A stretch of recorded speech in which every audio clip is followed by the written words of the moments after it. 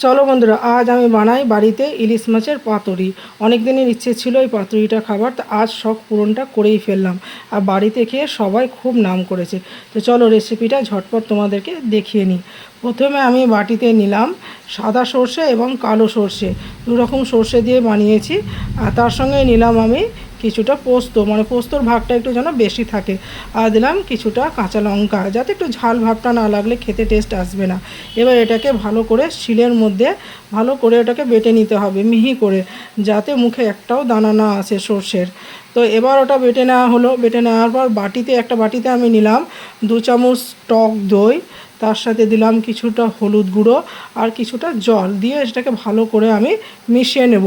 এরপর একে একে প্রত্যেক রেসিপিটা আমি করব, তোমরা প্লিজ মনোযোগ দিয়ে দেখবে।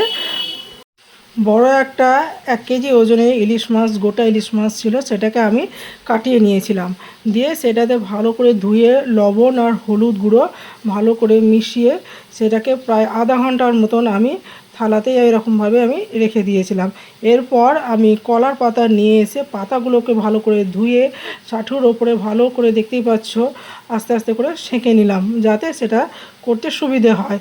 আর ওই বাটির ভেতরে আমি কিছুটা টক দই, ফ্যাটানো টক দই, তার উপরে সর্ষে পোস্ত বাটা, কিছুটা লবণ, মানে পরিমাণ মতন লবণটা দিয়েছি, তোমরা যেমন খাবে তেমনি দেবে। আর দুটো আমি ইলিশ মাছ রাখলাম, যাতে বেশি করে করব, আস্তে আস্তে করে করব।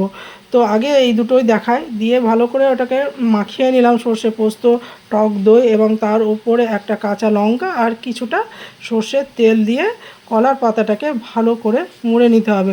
একটু সাবধানে মুড়বে, যাতে ফেটে বেরিয়ে না যায়। আমার একটু অসাবধান হয়েছিল, তো ঠিক আছে, কোনো অসুবিধা নেই। এরপর আমি তাওয়াতে সর্ষের তেল দিয়ে গরম করলাম, গরম করে পাতুরি দুটোকে ভালো করে আমি ওতে দিয়ে ঢাকা দিয়ে দিলাম। আর সেটাকে 10 থেকে 15 মিনিট মতো রান্না করতে হবে, কি 20 মিনিটও লাগতে পারে। দিয়ে এপাশ থেকে ওপাশ ভালো করে দুটোকেই আমি উল্টিয়ে দিয়ে আবার ঢাকা দিয়ে সেটাকে আমি রান্না করলাম।